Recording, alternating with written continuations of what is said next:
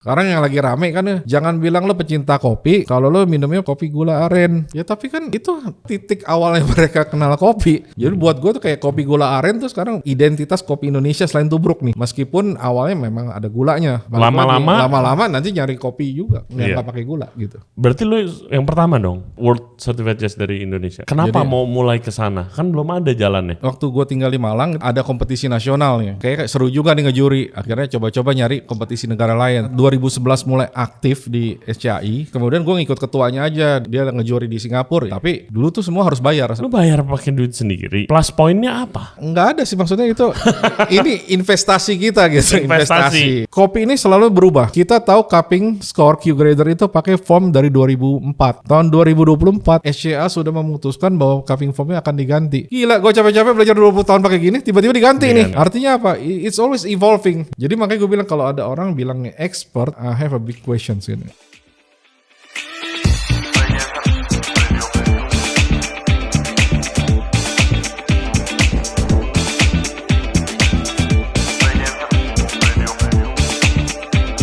Hello everybody, thank you very much for tuning in to the show today. Kali ini kita kedatangan tamu spesial industri kopi di podcast kita, Henry Kurniawan. Dia adalah World Coffee Championship Certified Judge dan juga seorang coffee consultant. Projectnya sangat banyak. Salah satunya itu Point Coffee yang sekarang sudah kurang lebih 2.000 cabang di seluruh Indonesia.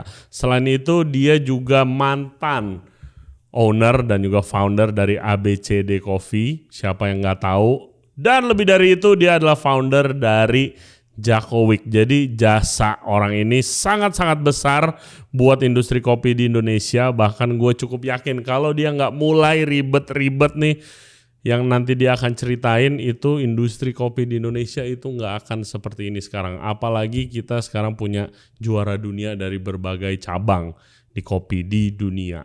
Okay, hope you guys enjoy the show. Jangan lupa subscribe di Ray Jensen Radio Podcast di YouTube, Spotify, and all other podcast platform. Juga follow kita di Instagram dan di TikTok di Ray Jensen Radio. Please welcome the great Henry Kurniawan. Enjoy the show. Hello guys, nih kita dapat orang besar di industri kopi nih hari ini nih. Henry Kurniawan, konsultan Point Coffee yang sekarang ada kurang lebih 2.000 cabangnya seluruh Indonesia.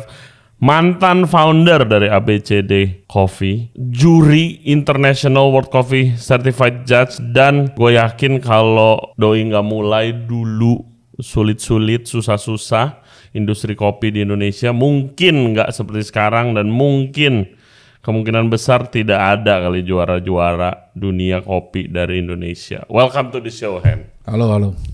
Thank you. Impact di industri kopi sangat-sangat besar dan gue dari dulu pengen banget ngobrol sama lu sebenarnya. So terima kasih banyak udah nyempetin waktu ke sini. Sama-sama, terima kasih undang-undang. Kan sekarang coffee shop di mana-mana. Iya. Mulai dari yang bawah, menengah sampai yang atas. Yang kopi ratusan ribu aja ada. Sekarang nggak susah nyarinya. Tapi waktu lu dulu mulai, coba bagaimana scene industri kopi di Indonesia? Dulu tahun berapa nih? tahun 90-an lah ya. 90-an. 90-an tuh masih kopi instan, jadi minuman hari-hari gitu. Starbucks saya belum ada, apa udah ada? Belum. Jadi dulu tuh boleh sebut merek. Boleh sebut aja. Jadi dulu tempat nongkrong kayaknya cuma ada Cafe Tator ya, Tator Coffee dulu. Oke. Iya kan? Terus Excelso, itu yang awal-awal OG-nya Indonesia tuh Excelso. Terus ada Ulala. Gue kenal cappuccino di Ulala. Jadi zaman-zaman kuliah mulai nongkrong lah gitu. Apakah di situ udah mulai tertarik dengan dunia perkopian? Mulai. Ya karena pertama kan karena background kuliah, gue butuh ngopi, bikin tugas malam begadang ya karena gue kebiasaan ngopi. Terus udah mulai bergaul sama teman-teman ya nongkrong kafe. Ya nongkrongnya di Basement Plus Indonesia tuh dulu tuh di Ulala, minumnya cappuccino. Jadi kenal cappuccino di situ. Jadi dulu kenapa seneng aja sama cappuccino karena sebutnya enak gitu namanya. Ya udah minum cappuccino. Jadi dari situ sih. Terus sebelumnya apakah kerja di coffee shop? Enggak. Jadi karena gue kuliah arsitek. Jadi arsitektur. Jadi lulus. Kemudian lulusnya di saat yang orang bilang Krismon, nggak ada proyek kan. Nah akhirnya gue punya kesempatan untuk cabut, ngerantau lah ke Australia. Nah di sana ya ngelamar jadi barista. Tapi karena gue penasaran ini gimana cara bikin cappuccino gitu kan. Karena demen minum itu. Ya, sama gue seneng masak sebenarnya. Di luar itu gue tuh seneng masak. Jadi pilihannya gue tuh gue mau masuk dapur apa gue masuk bar, koktail juga. Ya akhirnya ya gue dapet jadi kopi, belajar kopi barista dan gue kerja di kios kecil. Jadi tapi kan volume di sana gede tuh. Iya. Jadi kayak 500.000 cup per hari itu udah biasa. Nah di situ skillnya keasah. Tapi kan kalau skill jadi barista beda jauh sama lu explore banget dong. Apa yang membuat lu nge-explore dunia kopi? Nah, yang explore itu ya karena komunitas yang tadi, yang ada forum tuh, Kaskus. Jadi kita ada teman-teman ketemu di situ. Terus karena gue pernah kerja jadi barista, ya udah ngisi komen lah segala macam di situ. Akhirnya kerjaan kita dulu ngediskusin kopi, keliling nyobain kopi, taruh di situ. Ditulis lah experience kita ngopi di sini-sini. Nah itu ternyata ada di Kaskus itu sharing di forum itu ya. Mungkin yang sekarang yang Gen Z nggak tahu kali dulu. Nggak tahu mungkin. Kaskus mungkin kayak apa ya, Twitter dengan tulisan gitu seperti Twitter atau X, tapi jarang ada foto gitu. Tapi ya disitulah tempat forum-forum komunitas macam-macam berkumpul. Macam-macam. Mulai yang klinik juga ada di sana semua. Salah satunya kopi. Kopi itu kita ngumpul di situ. Jadi kita taruh di situ. Nah, ada beberapa orang yang dulu bilang, wah ini pendekar semua sih gitu. Jadi mungkin satu masa kita dibilang pendekar ya. Tapi kalau dipikir-pikir sekarang, gue nggak merasa kita waktu itu saat itu pendekar. Karena pendekar buat gue ada term lain lah. Yang mereka lakukan tuh beda dengan apa yang kita lakukan dulu. Kalau kita benar-benar feedback, kita nyicip kopi di kafe ini, kok rasanya seperti ini ya, kok bisa kayak gini. Kita tulis aja experience di sana. Lah itu bukannya terms pendekar sekarang dibilangnya itu. Pendekar lebih, kalau dibilang pendekar kopi, bukannya lebih banyak negatif ya sekarang konotasi. Iya memang makanya itu. Customer yang ribet banget lah di coffee shop itu gitu. Kan kita ribet. Kita kan datang ke sana, kita nggak ribet. Kita beli, kita minum, pulang baru kita tulis. Nah ternyata hasil nulis itu ngebantu gue ngejuri selama ini. Karena memang waktu kita on stage, kita menulis apa pengalaman kita selama kita nyicipin. Jadi itu ngebantu gue. Nah, kalau pendekar, kalau secara pribadi gue melihat pendekar adalah lu ngerasa lu ngerti kopi, terus lu datang ke kafe orang, terus ngajarin baristanya. Lo kopi lu mesti segini, temperatur segini, biji kopinya ini. Padahal kan mereka udah punya SOP sendiri. Betul. Mereka tahu kopi yang mereka seduh apa, air mereka apa itu. Nah itu bedanya sih kayak gitu. Buat gue kayak gitu. Kalau dulu kan kita cuma nulisin pengalaman kita. Dan apakah turning point-nya itu lu ngejuri dulu atau ABCD dulu? Ngejuri dulu. Kenapa? Pada zaman itu, ini ada di sini dibawa nih. Jars World Coffee Events Henry Kurniawan Indonesia, dan ini Coffee Expo Melbourne International tahun 2013. Berarti lu yang pertama dong World Certified Jazz dari Indonesia. Iya. Kenapa mau mulai ke sana? Kan belum ada jalannya. Nah 2009 kan waktu gue tinggal di Malang itu gue ada kompetisi nasionalnya. Jadi waktu itu diundang kan juri-juri dulu kalau zaman dulu itu berdasarkan ya lo kerja di kopi, ya ini diundang lo mau ngejuri gitu. Ya udah kita terbang karena lo pengalaman di kopi, ya lo ngejuri nih. Gitu. Nah setelah dari situ, kayak seru juga nih ngejuri. Akhirnya coba-coba nyari kompetisi negara lain. Terus nonton YouTube, ngeliatin ini YouTube kok ada satu orang nih orang Asia kok bisa ngejuri dunia. Kenapa gue nggak bisa one day gitu? Tapi itu kompetisinya internasional. Dulu nasional aja. Indonesia Barista Competition zaman dulu namanya. Yang megang dulu memang yang ada namanya SCAI. Nah dulu namanya Indonesia Barista Competition. Nah terus gimana caranya bisa keluar negerinya? Daftarnya lewat mana? Daftarnya kan gue karena 2011 mulai aktif di SCAI, ngebantuin, tapi sampai saat ini gue gak pernah jadi member nih. Jadi cuma aktivis doang. Terus kemudian gue ngikut ketuanya aja. Di ketuanya kan dulu ada Bu Tuti, ya ikut dia ngejuri di Singapura, ya Bu saya ikut ya gitu. Tapi kalau ngejuri di situ, dulu tuh semua harus bayar sampai sekarang. Karena itu memang mereka kan buat hitungnya kan kelas gitu. Jadi dari situ mau ngejuri harus keluar duit, bayar. Ada beberapa tempat memang begitu dan nggak masalah, terutama negara-negara yang sponsornya kurang. Jadi kan mereka harus datengin pengawasnya, itu kan harus ada fee dan lain-lain. Ya udah, jadi covernya dari kelas. Terus belajar ke Thailand. Belajar cara ngejuri, apa sih yang kita nilai gitu. Jadi ada slide-slide-nya namanya kita bilang judge workshop. Nah itu kita ajarin, kita mulai dengan core value kita di kompetisi itu apa ya, kayak honesty, kayak integrity dan lain-lain gitu. Nah habis itu apa yang kita nilai sih, jadi kita breakdown tuh semua kopi itu. Misalnya espresso, kita bicara tentang apa? Kita bicara tentang taste-nya dulu, habis itu baru tactile-nya. Jadi kan taste sama tactile beda. Tactile kan mouthfeel ya kayak gitu. Oke, tactile itu mouthfeel. Nah terus cara breakdown-nya gimana? Itu yang diajarin di situ. Oke, dan juri kan itu kan banyak cabangnya. Kayak yang dimenangin Mickey itu barista. kan barista. Ryan itu ikutnya manual Brewers Cup. Brewers Cup. Kita bilang Ada Brewers Cup. roaster juga. Ada roasters, kita punya Taufan juara dunia sekarang. Yes. Terus kita punya Yesi, istrinya Mickey, Coffee and Good Spirits, Iya. yang the most fun competition. Nah, lu itunya di mana? Kalau 2000 zaman 2000 sampai 13 itu masih di barista. Oke. Karena kita belum punya brewers nih sama sekali, dan sampai 2013 pun kita belum sanction. Oke. Jadi Indonesia belum masuk ke masuk dapat license dari si WCE, kita bilang World Coffee Events. Oke. Nah, untuk jadi juri dunia, gue harus minimal ngejuri di 2 nasional yang sanction. Jadi waktu gue nyebrang ke Singapura dan gue nyebrang ke Thailand. Kapan di sanctionnya di Indonesia? Gue certified 2012, terus ya I work behind the scenes, yang ngomongin kok Indonesia nggak bisa, gimana caranya Indonesia bisa. Nanti in a way 2013 kita bisa dapat sanction. Ada syaratnya gak sih kalau mau jadi official gitu? Dulu sih Apakah syaratnya sebenarnya harus komit kita harus komit paling nggak tiap tahun ya. Nah dulu Indonesia tuh kan 2 tahun sekali, tergantung event. Iya. Event FHI ya dulu ya. Jadi kan 2 tahun sekali numpang tempat, dikasih tempat ya udah. Nah akhirnya harus komit per tahun lah. Nah 2013 kita dapat sanction, jadi 2013 itu gue ngejuri, terus kita punya champion yang masuk ke WBC. Oke. Jadi World Certified Judge itu ada banyak gak sih? Indonesia. Iya. Indonesia lumayan sekarang. Oke. Ya ada beberapa lah sekarang yang masih aktif. Kayak Dan itu berarti berhak untuk ngejuri di kompetisi internasional di seluruh dunia gitu. di world-nya aja. Di world-nya aja. Terus kalau misalnya Dan di negara yang diundang. Tapi biasanya kalau ngundang, kalau cuma certified aja biasanya harus cover sendiri biayanya. Ya. Kenapa ya? Soalnya gue mikir ya, misalnya ada kejuaraan kompetisi jauh nih di Itali gitu, Iya. lu bayar pakai duit sendiri. Iya. Plus poinnya apa? Plus poinnya ya nggak ada sih, maksudnya itu ini investasi kita gitu. Investasi. Ya. Oke. Apa ke koneksi kah? Ke koneksi, nanti basically kita ke koneksi, kita punya network, ya we see a lot of things sebenarnya. Jadi buat gue lebih penting bahwa kita bisa ngelihat nggak cuma di dalam lokal aja, apa yang terjadi di luar itu yang sih penting. Makanya kalau gue bikin kompetisi bisa hadiahnya jalan-jalan ke luar negeri ngikut. Tapi kan lu bayar sendiri. Ya. memang ya modal awal gitu. Tapi kan begitu udah certified world kan sekarang kan kayak, kalau gua enggak kebetulan, cuma banyak teman-teman yang tiba-tiba diundang throwdown lah, diundang ngejuri di sini sana sini gitu. Iya. Masak juga sama. Ya.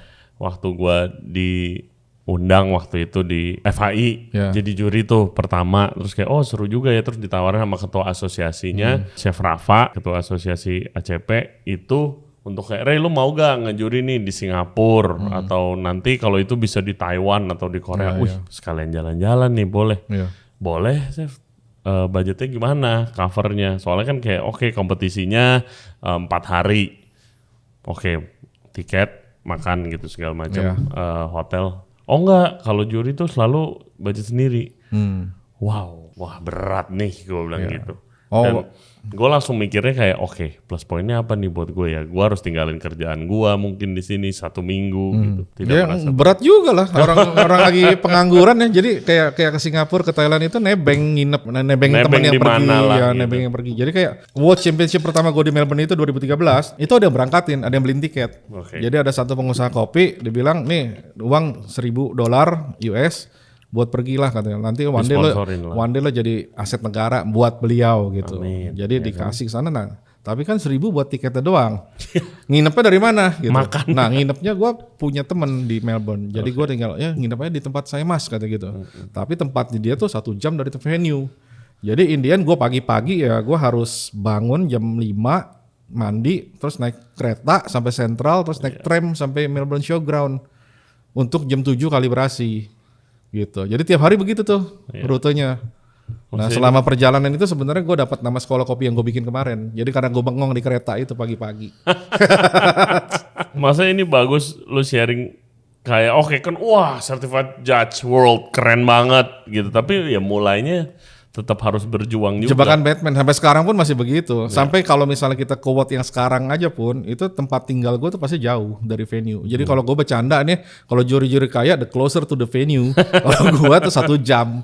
Terakhir Boston aja gue tinggalnya di Harvard itu kayak Jauh. Ya 1 jam naik kereta lagi gitu. Jadi Oke. Waktu lagi ngejuri di sana, apakah diperbolehkan lu ngejuri dari negara sendiri? Nggak boleh dong. Nggak boleh ya. Nggak boleh. Oke, jadi lu pasti harus dari negara lain. Jadi ya? code of conduct kita adalah kita harus declare conflict of interest. Jadi kita nggak boleh ngejuri sesama negara udah pasti nggak boleh. Iya. Terus kita harus declare mana yang kita coach.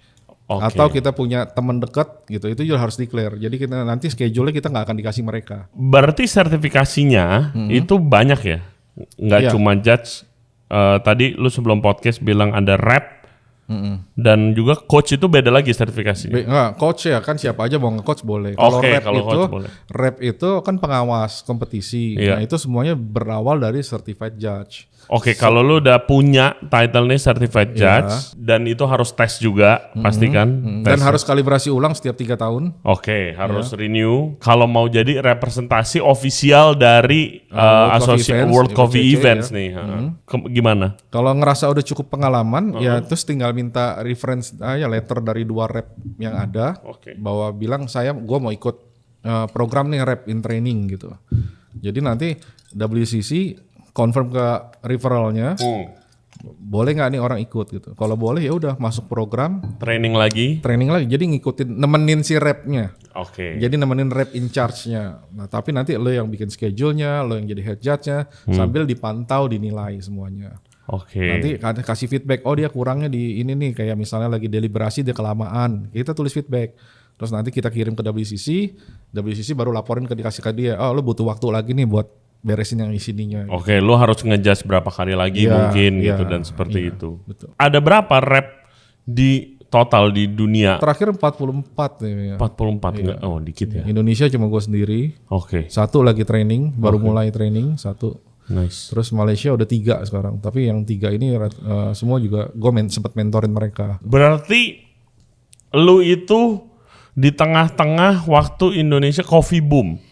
Yang gourmet coffee kalau gue bilangnya. Oh iya, Waktu mulai tuh lu lagi di Indonesia berarti? lagi di Indonesia. Kalau gue ingat, gue waktu itu disuruh ada temen gue punya tempat ngeles masak lah. Di Pantry Magic di Kemang. Oke. Cindy Iya, sama Cindy, Rianto, iya. shout out. Gue baru-baru balik tuh, masih muda banget. Gue baru balik dari Perancis, nggak kenal siapa-siapa.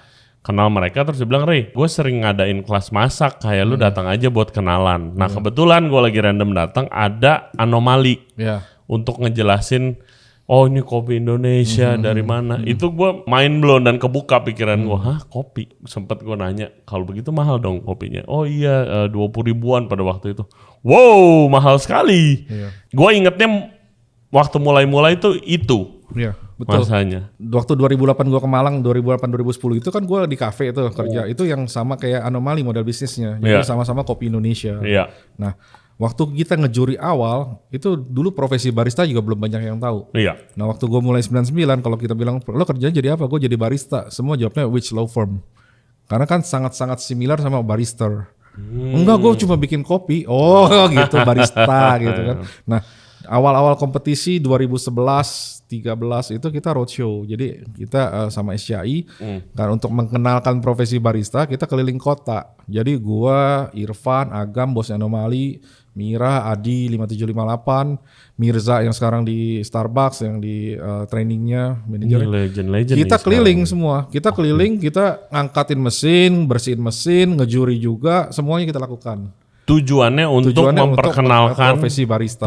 barista. Nah, Apa yang lu lakukan waktu lu keliling? ngejuri dan ya kita promosiin aja industrinya, baristanya. Kalau sekarang kan buka pendaftaran 1 menit habis slotnya. Iya lah. Kalau dulu masih ada regional-regional yang kosong. Oke. Oh ini kurang peserta nih gitu. Oh, lu datang Kita itu. datang. Pernah tuh kita 1 malam mesinnya belum datang sampai subuh karena antara Solo dengan Jogja putus jalanannya kalau nggak salah.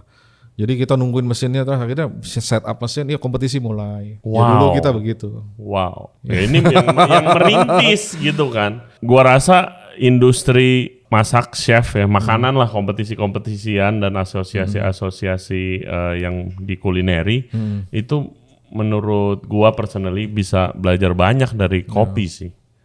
Bisa belajar banyak banget soalnya kopi ini melesatnya bisa dibilang cepat. Quantum leap gitu. Iya. Ya, dulu kita kalah sama Singapura. Jadi dulu kan Singapura udah duluan di World Championship. Iya. Terus di Thailand juga dari 2000 awal 2004 apa 2000 berapa lah. Jadi kita ketinggalan. Jadi kalau dibanding sama industrinya Singapura, kita juga secara bisnis F&B, coffee shops itu kita kalah specialty. Iya. Dulu kita. Tapi sekarang Sekarang buat mah regional kita udah leading lah. Iya. Even in the world semua orang semua mata udah lihat Indonesia. Nice. Ya, dalam waktu berapa belas tahun ya? 10 tahun ya. 10 tahun terakhir lah. itu dibilang cepat apa enggak sih? Lama sih sebenarnya. Lama. Jadi sebenarnya Kalau lu yang ngejalanin, yang ngebangun lama banget. orang Indonesia pertama yang compete di World Championship sebelum ada sistem sanction sebenarnya dari 2004. Jadi ada namanya City dari Caswells dulu. Oke. Ya, karena dulu kan semua orang yang di kopi ya dia diundangin aja lah. Indonesia representatifnya Mbak Siti. Dia berapa besar 20-an ya kalau nggak salah. Lumayan lah. Lumayan. Terus ya sekarang Indonesia sejak sanction ini ya kita getting better aja terus. Sekarang gila udah kayak ini banyak banget juara-juaranya dari Indonesia gitu. 2 tahun terakhir kita punya 2 juara dunia. Iya. Roasting, Taufan Iya. sama Miki lah. Miki. Ya, terus ada finalis udah banyak lah gitu. Bagaimana rasanya sebagai salah satu yang dibilang mulai ngerintis dan teman-teman juga gitu. Untuk lihat state-nya nih statusnya seperti sekarang gitu. Banyak juara, banyak finalis. Ya happy, maksudnya kayak waktu gue mulai jadi certified world judge itu kan gue bilang, Wandi kenapa Indonesia nggak bisa masuk ke world gitu. Iya. Ya ngobrol aja sama orang WCC, kenapa Indonesia nggak bisa, sampai akhirnya 2013 mulai. Luar biasa. Dan akhirnya kenapa orang nanya kenapa sekarang kita sistemnya bagus, karena kita punya set of judges yang bagus nih. Jadi karena regenerasi kita bagus. Jadi itu yang penting. Jadi kadang-kadang buat gue pribadi, bukan memihak kepada juri ya, Iya. tapi gue merasa bahwa untuk punya kompetisi yang mateng, lo harus punya juri yang mateng. Iya. Gitu. Dan itu yang memang sekarang kita lakukan, bahwa kita regenerasi. Jadi kita training Kalau juri-juri dibilang baru. juri yang mateng tuh kayak gimana? Maksud lo apa? Banyak ngejuri di kompetisi. Oke. Nah di Indonesia kan karena kita punya regional, jadi juri baru pun punya kesempatan awal gitu. Kadang-kadang kan kompetitor jeleknya adalah mereka nggak percaya sama juri kalau jurinya baru. Iya. Wah ini nggak punya experience nih gitu kan. Gue sempet heran waktu dijelasin sama siapa gue lupa, tapi dijelasin. Jadi kalau mau jadi juri itu kan ada trainingnya. Terus habis itu ya udah kalau lu lulus trainingnya, lu bisa jadi juri. Iya. Nah, gue kayak oke, kalau lu baru-baru mulai jadi juri, terus yang lu ngejuri ini si barista terkenal nih yang lagi ikut kompetisi, yang pengalamannya mungkin jauh lebih daripada jurinya yang baru. Itu gimana ya? Kalau kita ngejuri kan kita nggak juri sendirian, kita set of judges, kita punya satu panel. Nah panelnya itu kan pasti ada yang experience. Kita selalu combine yang experience sama non experience. Non experience itu perlu ada di sana karena buat part of our regeneration. Kalau nggak ada lu nanti nggak ada juri di depan. Iya. Nah head judge ini yang paling expert istilahnya dari panel itu. Nah head judge ini nanti waktu deliberasi, jadi waktu ngediskusiin nilai itu, head judge ini yang akan buat gue memposisikan diri dia adalah gue perwakilan si kompetitor. Sebelum lo ketemu si kompetitor nanti mereka mungkin upset lah, marah dan lain-lain, ya gue dengerin dulu feedback lo. Sampai waktu lo keluar lo bisa jelasin kenapa lo ngasih skor dia segitu. Kenapa lo bilang ini kopinya good, nggak very good. Oh karena ini. Oh menurut komen lo, skor lo tuh salah gitu. Jadi lo harus adjust komennya atau skornya. Jadi Mana tugasnya si yang judge yang lebih senior ini. Itu tugasnya head judge di situ. Berarti lumayan intense discussion dong kalau lagi di World Coffee Iya. di judge area judge roomnya mungkin gitu. Nah Itu yang lumayan membedakan intense adalah discussion. antara experience judge dengan juri baru ya waktunya. Kalau di World Championship kita maksimum tuh 40 menit kita udah harus beres satu kompetitor. Kalau waktu awal-awal kita di sini, kita bisa 1 jam ngediskusiin score sheet. Perdebatan sering terjadi dong. Banyak banget. Keputusannya ada di head judge ya? Keputusan di head judge tapi cuma elaborated doang. Jadi kita dengerin doang nih. Jadi basically kita satu masa COVID tuh kan kita nggak boleh head judge nyicip kan. Jadi selama masa deliberasi ya udah lo ngomong terus gue bandingin sama skor lo, match nggak? Your score match your comments. Itu. Jadi benar-benar kemampuan head judge itu diujinya di situ. Apakah sensori itu penting? Wah ya, sensori itu penting. Cuma untuk jadi juri sebenarnya kita butuh different skill set. Yang selalu kalau gue ajarin sama juri baru, yang kita perlukan sebenarnya saatnya juri adalah cognitive skills. Cognitive skills adalah kemampuan untuk mengambil keputusan dalam waktu yang singkat. Karena kan kompetisi cuma 15 menit. Dia serving espresso 2 menit, 1 menit kita udah harus keluar nilai dan bayangan komennya nanti apa. Nah itu yang banyak gue latih adalah cognitive skills. Jadi bukan sensori, karena sensori udah wajib lah ya. Lo mau ngejuri kopi, lo nggak tahu cara nyicip, lo nggak bisa bedain asin, manis, fruity dan lain-lain, ya jangan ngejuri lah gitu. Ya kita is a teamwork gitu. Susah gak sih to keep integrity kalau lagi juri? Kalau semakin lu posisi lu di atas jadi juri gitu kan, lu kan bisa decision lu, keputusan yang lu ambil itu ngefek banget ke si peserta kan. Apalagi kalau itunya udah world. Nah banyak kayak gini. Nah buat gue tuh dari seluruh core values yang gue paling ajarin adalah integrity. Integrity buat gue tuh doing the right things even when no one watching kan. Jadi lo harus bener-bener lo punya integritas. Jadi kayak zaman-zaman dulu nih gue mengenal, gue mudah sekali kayak ada juri baru, terus dari perusahaannya ada yang compete juga, kan lo nggak boleh ngejuriin nih kan. Udah pasti kan nggak boleh juriin karena kan lo nggak boleh konflik. Betul. Tapi dia bisa melakukan cara lainnya nih. Skor kompetitor lain sama dia ditahan. Iya kan, nggak dikasih tinggi, padahal harusnya layaknya lebih tinggi. Itu cara-cara gitu. Nah itu gue bisa nemuin tuh kayak gitu mudah. Dan kayak gitu ya gue kasih evaluation. One day lo nggak dapet shift lagi lah gitu. Kalau integritas lo jelek gitu ya pasti lo akan selesai karir lo di juri gitu. Jadi selalu gue bilangin bahwa ini kopi industrinya second biggest industry in the world, tapi it's small world. Ini bisnis lu lagi, ketemu lagi, you again. Pasti. Lo mau pindah ke pameran di seluruh dunia, ketemunya orangnya yang sama. Jadi once you get a bad name, a bad reputation, ya udah nama lo busuk terus gitu. Dan selalu gue ingetin, gue pernah dalam satu situasi bahwa gue pernah punya head judge yang kok nih rasanya ngedirect nih ya, oh lo nggak bisa kayak gitu nih, skornya harusnya segini gitu. Dan sampai akhirnya buat gue sampai di almarhum pun namanya tetap busuk. Man. Jadi gue bilang sama orang, ya it's your choice, lo mau kayak gitu apa enggak. Kalau gue tidak mau sacrifice apa yang gue laluin selama ini, yang mulai dari nebeng tempat nginep segala macam, gue tidur di lantai segala macam. Even waktu gue sertifikasi pertama kali gagal itu di Korea, gue kan nginepnya kamar kecil. Di Korea jalan jauh 1 jam. Terus habis itu ujian gagal, pulang. Terus tahun depan gue Jepang gue beli tiket AirAsia yang setahun sebelumnya dapat 999.000. Gue pergi ke sana, terus bayar Shinkansen nebeng, tapi gue nggak punya kamar nih mau sertifikasi. Bayar sertifikasi dulu $100. Karena ada wakil presiden Asosiasi Barista Thailand ikut ujian juga, gue boleh nebeng nggak? Dikasih nebeng kamarnya, gue tidur di lantai lah, nebeng kan. Itu pengorbanan gue dan gue tidak mau kehilangan itu gara-gara bodoh aja sih gue bilang, kalau gara-gara integritas. Jadi ya sayang aja. Dan akhirnya tapi it's not easy. It's not easy. Jadi kalau orang bilang lo, wah 1 kali ujian terus lu lulus ya it's your luck. Tapi gue nggak melalui itu. Gue gagal dulu di Korea. Dengan pengalaman gue ngejuri di Indonesia, Singapura, Thailand, gue pikir gue cukup kan. Ternyata gagal.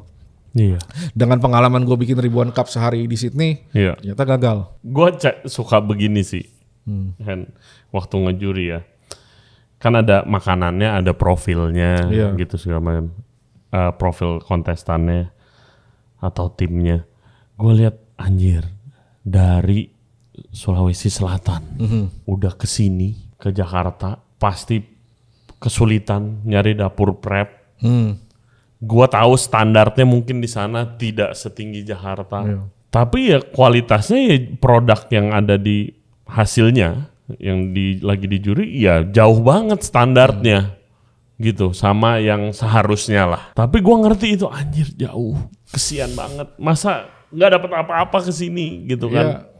Itu gimana kalau dari saran lu ya untuk keep integrity gitu. Tapi gue nggak mau kayak anjir sadis banget nanti dia patah semangat buat kita ngejuri nggak bisa karena memang yang ini membedakan juri dengan ya another coffee ya regular coffee drinker adalah kita bisa memisahkan subjektivitas dengan objektivitas kita. Itu subjektif tuh kan? Ya itu sangat subjektif kan. Tapi lu ngerti dong kenapa gue memikirkan itu kan? Ngerti banget. Kadang-kadang nah itu kita belajar tentang bias. Jadi kita punya bias ya. Jangan berpikir, apalagi juri baru tadi kita bilang kan, ngejuri baru terus yang dijurin Miki nih, langsung bayangannya dia ada, wah kopinya udah pasti enak. Itu artinya kita udah taruh bias di otak kita. Terus ada satu lagi kompetitor pakai kopinya nih dari petani yang jumlahnya sedikit, petaninya kooperasinya dan hidup mereka susah.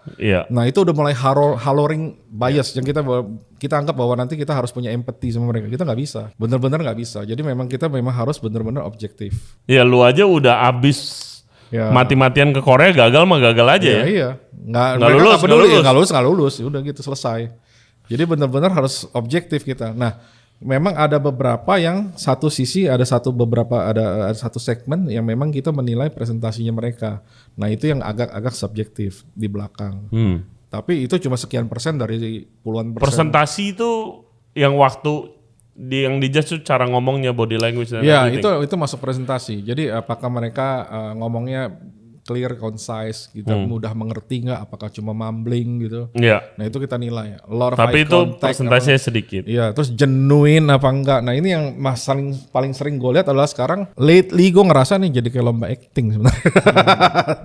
Jadi kayak apa ya? Memang scripted kan, semua mereka harus ngafalin script. Cuma kadang-kadang tuh itu lebih daripada produknya gitu. Iya, jadi kayak waktu perform tuh kayak acting aja gitu. Karena gue tahu genuine apa enggak, pembuktiannya adalah waktu masa debriefing. Waktu mereka menang, kan di stage nih kan ramah banget gitu kan ya, sangat-sangat engaging dan lain. Tapi begitu di ruang debriefing ngamuk-ngamuk. Kenapa skor gue gini? Ngamuk-ngamuk. Berarti kan selama ini lo acting di stage kan, lo nggak genuine. Buat gue nilainya gitu. Terus sama kayak gitu, sampai gue sempat bercanda sama teman-teman gue juri yang lain. Gue kayak gitu, kayak gue mau kasih piala deh, kayak replika Oscar Best Acting in a Coffee Competition. Ya gimana ya? Jadi ya pokoknya fokus kita adalah kita memang ke kopi. Jadi banyak very nice stories on stage gitu. Kadang-kadang kita bilang, gue selalu bilang ya stories can be made up kan. Tapi your cup will tell the truth buat gue. Ya cup lo segini nilainya gitu. Dan orang tuh banyak sekali berpikir bahwa kopi gue udah mahal-mahal, kopi gue dites oleh star cupper lah kayak gitu kan. Terus kita bilang ya so what, karena itu nggak masalahnya kan antara di stage dengan waktu lo tes di practice room pun beda, situasinya beda, temperaturnya ya microclimate di stage beda, ya kan. Terus yang kita nilai kan bukan coffee quality kalau di kompetisi seperti ini. Nah orang salah paham, gue kopi mahal gue harus nilainya tinggi. Bukan coffee quality. Bukan coffee quality. Yang kita nilai adalah quality of extraction. Apa itu? Jelaskan. Ya kan maksudnya, lo kan chef nih, lo punya good ingredients, tapi kalau masaknya jelek kan hasilnya jelek juga kan? Betul. Ya bad ingredients hasilnya bad result.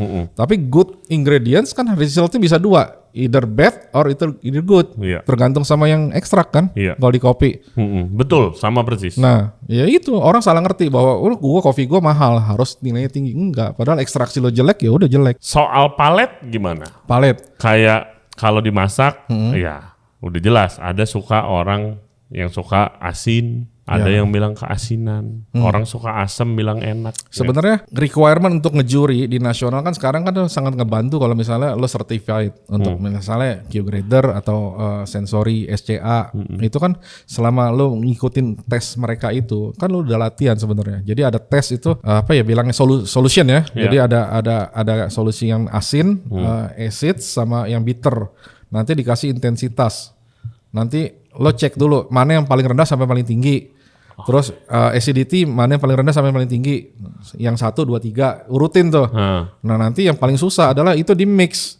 Jadi lo harus bisa deskripsi ini mana yang salty 1 plus intensitas acid 2. Itu di untuk sensory. Untuk latihan nih ya kalau mau jadi untuk judge sertifikasi di sensory. SCA certified sensory sama Q-grader seperti itu. Q-grader tuh apa sih? Q-grader awalnya Q-grader itu Q itu stands for quality, right? Dulu Q itu for quality. Terus dulu namanya Q-grader itu untuk Arabica. Sampai akhirnya kan kita lihat tahu kayak climate change, jadi mereka mulai bikin program namanya Robusta. Jadi nanti sekarang namanya kalau dulu Q-grader udah pasti Arabica, sekarang nggak Q Arabica grader, Q Robusta grader. Jadi seperti itu. Nah Q ini adalah orang-orang yang sertifikasi, yang certified untuk mengevaluasi kopi. Jadi mereka belajar cupping, mereka belajar kasih skor. Bijinya apa yang udah dipanggang? Mulai dari biji dilihat, kita lihat visualnya, tapi nanti setelah itu harus di roast. Nah di roastnya sampel, jadi sampel profile. Jadi profilnya sampel biasa aja, maksudnya roasting biasa. nanti baru dinilai. Jadi yang kita cari itu sebenarnya karakter dasarnya. Nah, kesalahannya sekarang buat saya, gue miskonsep dari Q grader adalah sekarang banyak sekali orang Q itu menilai kopi yang sudah di production roast. Jadi buat gue sebenarnya Q itu adalah di pre-production. Jadi gue mau beli green bean dari orang, misalnya lo petani, gue mau beli, ya itu gue evaluasi. Iya. Tapi kalau misalnya kan udah gue beli, terus gue kan mainin, kayak masak kan gue ada skill sendiri kan. Nah itu kan berarti udah production roast. Iya, Nah betul. production roast harusnya buat gue, kalau lo mau nilai, mendingan kalau buat gue pribadi, mendingan pakai score sheetnya Brewers Cup. Ya jangan pakai yang cupping scone yang lagi si Q punya. Basically kalau lo Q, ya lo dianggap sudah pas ujian sensori gitu. Dan Q itu dulu language sebenarnya. Jadi kalau lo Q, gue Q, gue punya kopi nih, harga nilainya segini, karakternya seperti ini. Tanpa cicipin kita udah punya di otak nih. Iya. Jadi awalnya seperti itu. Oke, wah sangat menarik. Ini gue belajar banyak banget nih, dan lu masih banyak banget yang gue mau tanyain. Oke, mantan owner dan foundernya ABCD itu mulainya kenapa? Ya itu, kalau orang tahu ya gue mulai dari Santa. Jadi di Santa kan gue nongkrong ada satu kafe, ke kios kecil namanya Dapur Kopi. Christine itu dia punya kebun di Toraja, dia jualan kopi Toraja. Nah Pak Tony kenalin gue sama dia, Pak Tony Cikopi. Akhirnya gue nongkrong di sana terus sampai suatu saat akhirnya gue butuh tempat nih kios buat gue kerja lah. Kan gue bikin kafe, jadi gue suka ngedesain.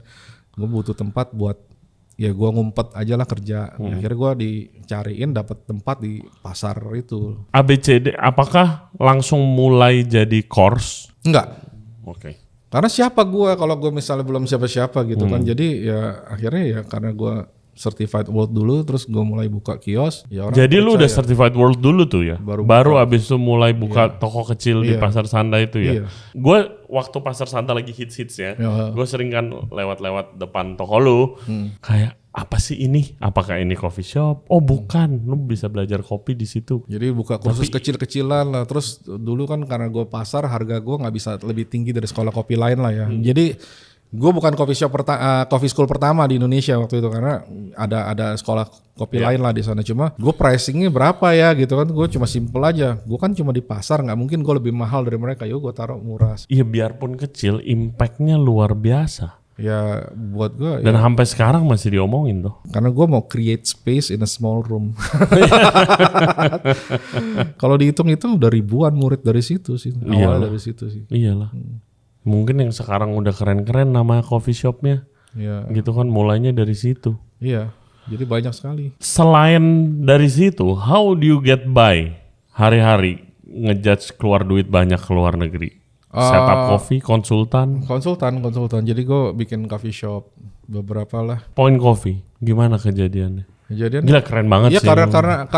karena pasar itu rame. Ini udah mulai nge-boom nih berarti ya kopi? Iya, jadi pasar itu rame terus kemudian ada 2 direksi yang datang terus minta bikinin dong gitu coffee shops. Kita lagi ada project mau bikin coffee shops. Terus ya udah ngobrol.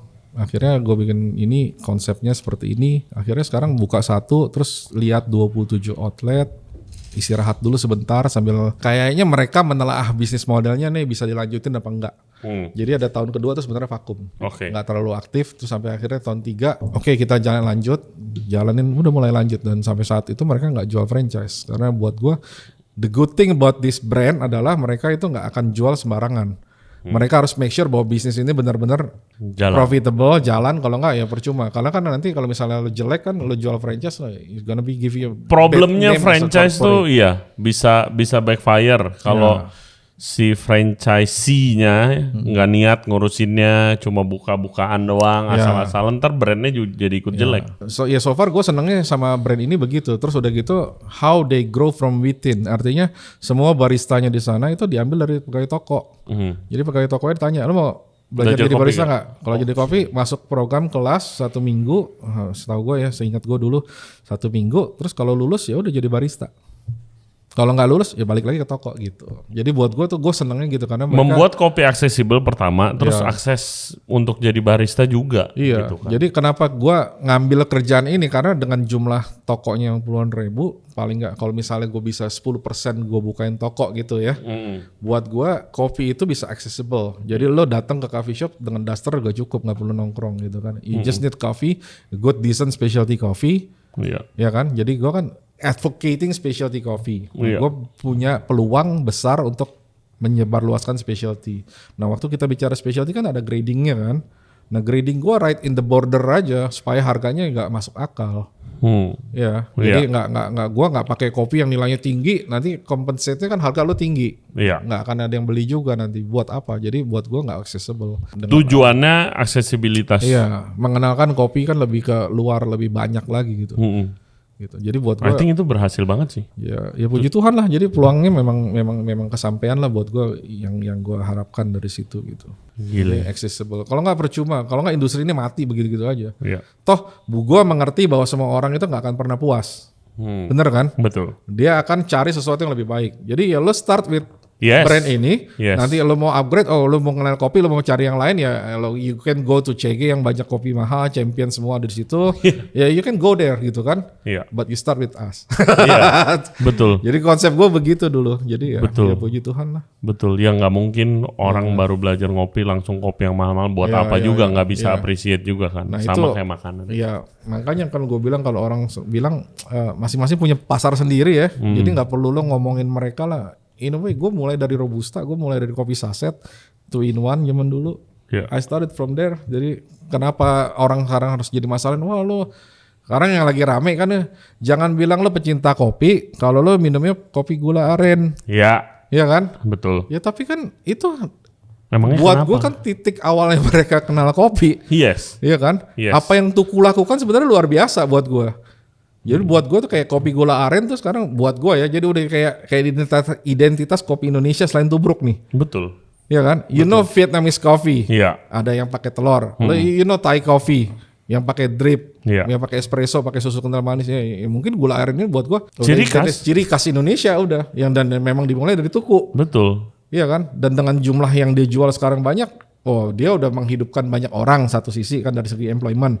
Tapi kan dia udah ngebenalin orang dengan kopi. Betul. Meskipun awalnya memang ada gulanya, tapi kan ya lama-lama nanti nyari kopi juga yang nggak pakai gula gitu. Betul. Jadi buat gue ya sekarang sih gue pikir tuh udah bener-bener saturated industri kopi dan mau kemana lagi ya. Sekarang buka klub tapi kopi. Marketnya ada memang. Jadi orang mau party nggak perlu harus minum alkohol.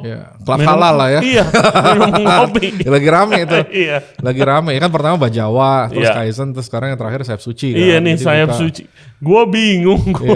Ya nggak apa-apa. Tapi keren. Artinya kita udah punya banyak varians nih. Dari mulai yang gerobak, Starling, terus kemudian electric bike, sampai sekarang ya udah model club. Jadi Starling aja sampai ada brandnya sekarang. Ya, Starling ada brandnya. Terus yang electric bike kan orang bilang kan kopi 8.000, itu isinya ada yang breakdown lah katanya. Dibilang kita hitung mundur ya harga segini-segini, tiba-tiba isinya apa tuh dengan 8.000? Ya banyak orang nggak ngerti bahwa sebenarnya buat gua pribadi ya, itu bisnis yang kayak gitu sebenarnya kan they don't do coffee business. What they do is data bisnis, ya kan? Lo kan belinya lewat apps segala macam. Jadi ya sebenarnya itu in return ya lo dapat kopi, data lo diambil. Buat gue kayak gitu. Makanya harganya bisa segitu. Bisa segitu. Ya selain karena nggak sewa tempat ya, ya paling resikonya mungkin di Satpol PP kalau tempatnya nggak pas. Hey guys, kalau kalian enjoy the podcast so far, thank you very much dan jangan lupa subscribe di Ray Jensen Radio Podcast. Back to the show. Tadi lu sempat bilang, Indonesia tuh udah dilirik banget sama industri kopi dunia. Dari segi apanya? Dari segi kopinya juga. Mau nggak mau kan sejak Miki juara dunia, Tovan juara dunia, orang nyari kopi Indonesia sekarang. Iya kan? Jadi orang, ternyata kopi Indonesia bagus juga. Terus kita ada SCI, ada namanya Cup of Excellence. Cup of Excellence itu benar-benar kopi antar petani. Jadi bukan antar barista, bukan antar profesional, tapi benar-benar antar kebun, antar petani lah gitu. Banyak dengar curhatan-curhatan barista yang datang ke sini. Katanya kalau misalnya kita ngomongin perkebunannya, sebenarnya katanya Indonesia tuh masih ketinggalan jauh banget dari luar negeri.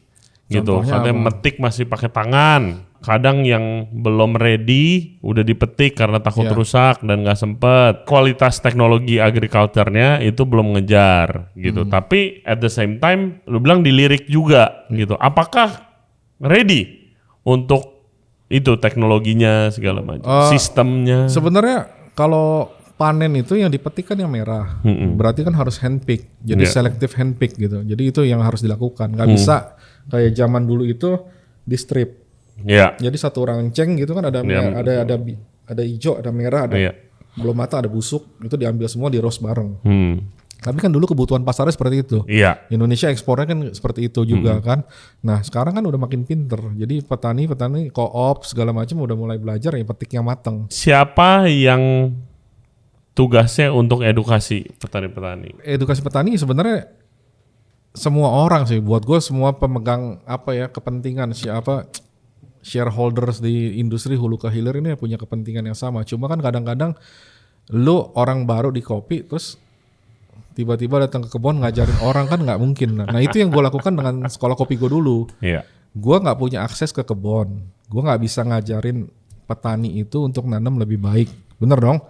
Nanti dibilang siapa lu katanya gitu kan. Bener, gue nih udah generasi keberapa untuk nanam kopi seperti ini. Nah akhirnya gue bilang gue punya yang namanya reverse approach. Hilirnya dulu gue educate. Hopefully nanti hulunya ngikut. Kalau misalnya barista udah ngerti kopi yang benar kayak gimana, nanti kan mereka akan demand ke roasters. Iya kan? Gue minta kopi yang kualitas seperti ini. Nah roasters karena permintaan seperti itunya banyak, mau gak mau dia mencari ke kebunnya. Nah in the end semuanya ke push buat gue gitu. Dan akhirnya semua orang jadi pinter. Ya kan? Nah di Jakowik gue punya pasar kopi. Gue bikin satu section namanya pasar kopi. Gue kan ikut Diskopi dulu ya. Jadi Sustainable Coffee Platform in Indonesia. Jadi itu asosiasi yang gak peduli specialty non-specialty. Pokoknya kita fokusnya adalah kopi supaya sustain. Terutama climate change dan lain-lain. Gue aktif di situ, gue kasih pasar kopi. Intinya gini, jadi waktu 2017 kita bikin pasar kopi, gue punya murid banyak. Dan small roasters yang nggak punya kemampuan untuk beli kopi banyak. Nah di Skopi, gue punya smallholders farmers, anggota yang nggak bisa jual banyak. Ya udah, kita temuin di situ. Nah waktu mau mulai jualan hari pertama, gue kasih mereka kopi. Gue seduhin mereka kopi, one of my favorite coffee, terus gue suruh cicipin. Terus mereka nanya, ini bukan kopi, ini kok kayak teh, ini kok kayak gini gitu kan. Ini nggak kayak kopi yang kita minum biasanya. Ya bilang, terus nah ini kopi favorit saya. Nah karena gue nggak bisa ngajar langsung, gue ajarin mereka pakai duit. Cara duit dalam arti begini, ini kopi yang bapak minum sekilonya itu 4 juta. Sementara dia nggak pernah jual kopinya lebih dari zaman dulu 100.000 lah ya. 100.000 ya udah mahal dulu. Ini 4 juta sekilo. Gimana caranya kopi 4 juta sekilo? Ya karena mereka fokus sama kualitas. Bukan fokus sama kuantitas. Ini kopi dari Indo? Enggak. Gue bawa kopi dari luar. Jadi gue kasih untuk kopi sebagai luar. Contoh. Iya sebagai contoh aja bahwa kalau lu fokus ke kualitas. Ini jadi 4 juta. Ya lo bisa jadi mahal nanti kopi lo. Bukannya jadi 4 juta juga. Tapi bisa jadi mahal kopi lo gitu. Nah akhirnya mereka ngerti. Dan mereka belajar. Sampai akhirnya kan gue bikin kompetisi Jakarta Coffee Week Cup of the Year tuh. Dulu yang nilai itu Q grader semua. Kopi mereka ada yang menang segala macam. Nah karena ada yang menang akhirnya kan dilirik sama sponsornya sama Bank BI ya dulu ya. Akhirnya dibawa lah itu orang roadshow ke Singapura kemana. Sampai akhirnya mereka bilang one day ketemu di luar mereka bilang saya mau terima kasih nih kalau dulu Pak Hendrik gak ngomong gitu. Saya nggak akan ada di sini nih Pak. Exactly. Buat gue itu reverse approach gue sih. Gue ngomongin pakai duit. Yang paling gampang kan, lo pakai fokus ke kualitas. Efektif. Ya, nah itu segitu gitu. Dan 4 juta sekarang murah. Ada juga dulu gue pernah ngunjungin satu-satunya kebun kopi yang pernah gue kunjungin di Aceh, Gayo. Terus habis itu kita podcast di sana tuh di tengah-tengah kebun deh. Terus kayak curhat gitu orangnya. Gue kenal dari Mas Abi ya. Terus dia bilang, ya bisa, ada kopi-kopi yang bagus, yang ratusan ribu mau jutaan per kilo ada gitu. Kadang bayar dari Jakarta, saya mau kopi ini, saya mau kopi ini, saya mau kopi ini, speknya ini. Begitu tahu harganya tapi mundur. Nah itu. Akhirnya jadinya keluar lagi. Memang begitu. Itu problem di semua produk. Food and beverage, ingredient ya kalau di Indonesia. Seafood juga begitu. Ke Jepang, ke Singapura, ke China, ke Taiwan, ke Hong Kong. Yang bagus-bagus. Tuna Jepang banyak kan dari Indo. Betul. Betul banget. Ya kan? Jadi lokalnya dapatnya yang sisa ekspor. Itu yang paling bagus. Terus dibilang kopi Indonesia yang jelek, yang bagus-bagusnya keluar ya. Padahal lo nggak mau beli gitu. Betul. Kenapa ada fenomena ini? Dia di mana-mana sih semua sama. Sama ya? Basically semua orang mau kopi bagus tapi harga murah. Iya kan, itu yang semua orang mau. Cuma jadi kopi yang misalnya di Kolombia yang mahal-mahal juga ada di Indonesia, tapi di Kolombianya sendiri juga maunya kopi murah. iya, enggak di sini juga ada gitu kayak kopi Indonesia sekarang lagi mahal. Terus kemarin gue ditawarin mau nggak ada kopi dari Kolombia nih harganya jauh kayak sepertiga dari kopi Indo. Kok bisa? Ya bisa aja. Ada aja. Kalau Indonesia kan kita nomor 4 di dunia nih penghasil kopi terbesar di dunia. 1 Brasil, 2 Vietnam, 3 Kolombia. Wow, Vietnam ya? Iya. Vietnam buat yang setahu gue nih dari dulu gue pernah baca-baca, Vietnam itu tahun 80-an belajar dari Indonesia. Jadi nanam kopi gimana caranya. Kalau dari ukuran aja ya, juga itu. Dari ukuran tanah. Beda jauh. Ukuran kebun mungkin luas nggak jauh beda ya Vietnam sama Indonesia, cuma produktivitas mereka dalam 1 hektar itu lebih gede. Tapi mereka kan hajar sama banyak pupuk dan lain-lain. Karena yang gue denger dulu goalnya mereka adalah gini, sama pemerintah jangan sampai mereka balik nanam opium. Jadi semua hajarin tuh kopi, belajar dari Indonesia, bawa seeds dari Indonesia dulu gitu. Nah kalau gitu Robusta ya. Kalau kopi Indonesia dikenalnya sebagai kopi yang gimana di mata dunia? Kopi Indonesia sebenarnya kopi basic aja sih sebenarnya. Kita kopi Indo tuh kan kita sebenarnya di Indonesia tuh paling banyak kan Robusta. Jadi kayak 70% tuh Robusta. Nah Robusta kita tuh banyak kan yang bagus memang buat ke luar. Jadi kayak let's say Italian company kan Italian kan butuh Robusta tuh blendnya. Nah yang jeleknya, yang gue tahu kita import juga dari Vietnam banyak, tapi itu buat ke yang commercial grade. Iya. Jadi keluar karena harga pasti kan. Iya, balik lagi semua harga lebih murah. Jadi ya kayak gitu sih. Jangan dibandingin sama Brasil. Brasil tuh lahannya jauh lebih luas dari kita, terus dia datarannya lebih rata. Jadi buat gue tuh Brasil tuh kayak pabrik. Kalau kita lebih artisan, karena kan topologi kita juga lebih susah ya gunung ya. Kalau Brasil kan banyak ladang rata, dia pakai mesin doang lewatin. Cuma ngelewatin. Jadi ini kayak pohon, ini mesinnya ngelewatin, udah rontok semua. Gue pernah lihat tuh di internet. Nah, terus Brasil sendiri penghasil kopi paling besar namanya Minas Gerais. Jadi kita pernah ada World Championship di sana tuh. Gua datang ke situ ke Belo Horizonte, namanya provinsinya namanya Minas Gerais. Nah, Minas Gerais sendiri dibanding sama Vietnam, hasil produksi masih lebih besar Minas Gerais. Wow. Jadi kebayang Brasil begitu gede. Jadi kalau untuk dilawan secara volume kita kalah, nggak mungkin.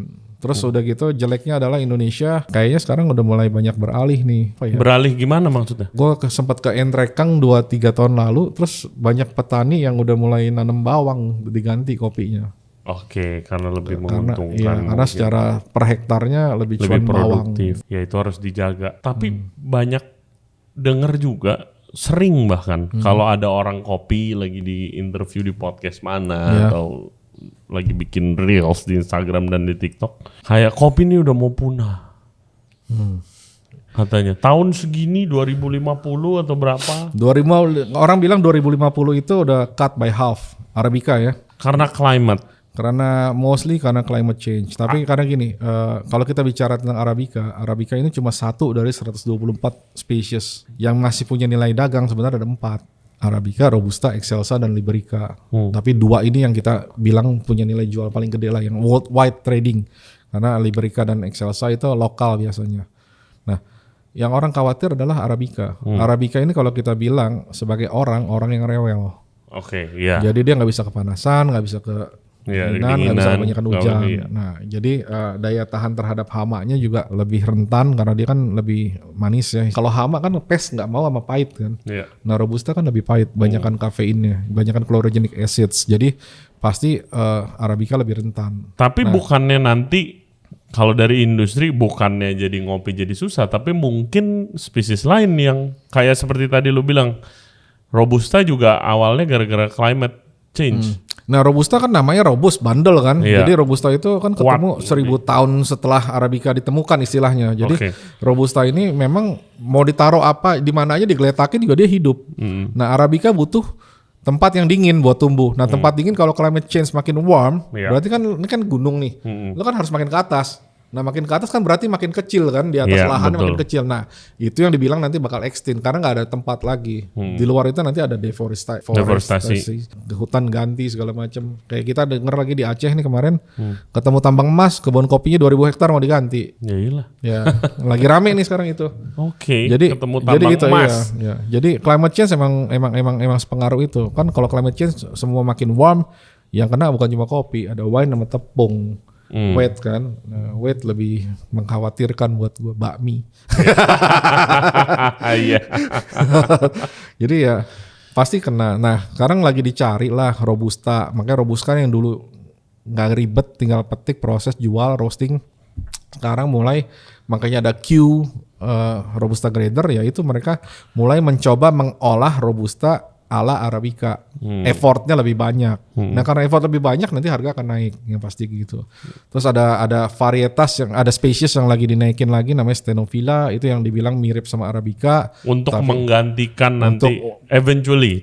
Eventually mereka mau menggantikan just in case Arabica punah. Iya. Tapi pernah dengar nggak ada, lo tau Beyond Meat lah ya? Iya. Beyond Meat ya, meatless meat. Ini coffeeless coffee. Ya, coffeeless coffee. Jadi ada satu anak Indo yang sebenarnya sempat mimpin tim yang megang patennya itu.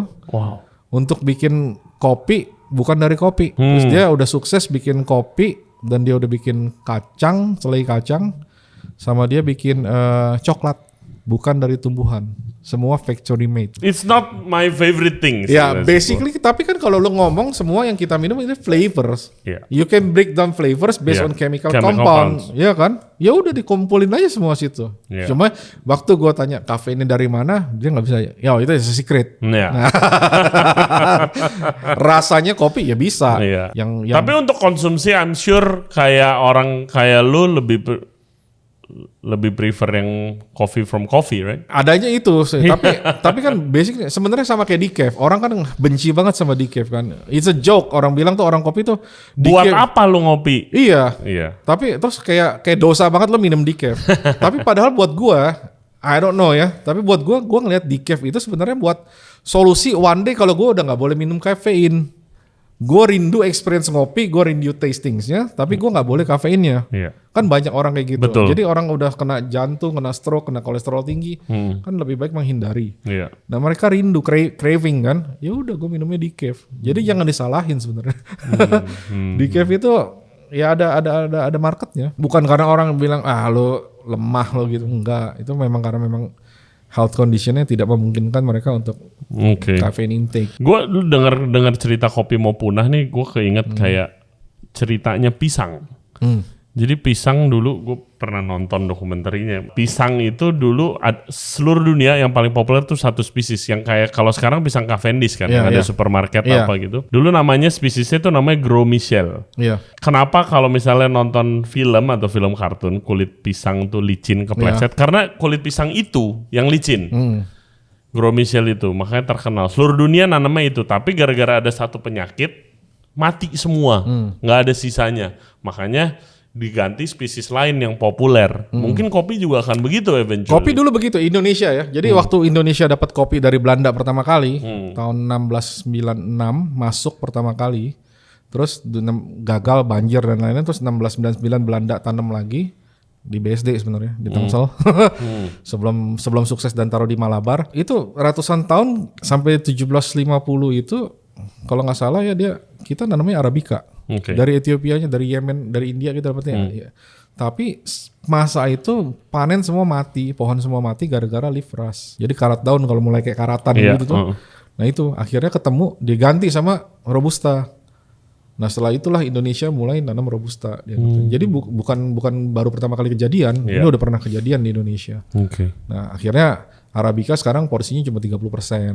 Gitu. Awalnya semuanya kita 100% Arabica dulunya. Kenapa kopi Panama itu kayak jadi salah satu yang paling top sih? Karena geisha itu. Jadi seproper itu kah atau emang karena dari karakter si geishanya aja emang udah enak dan disukai sama seluruh dunia?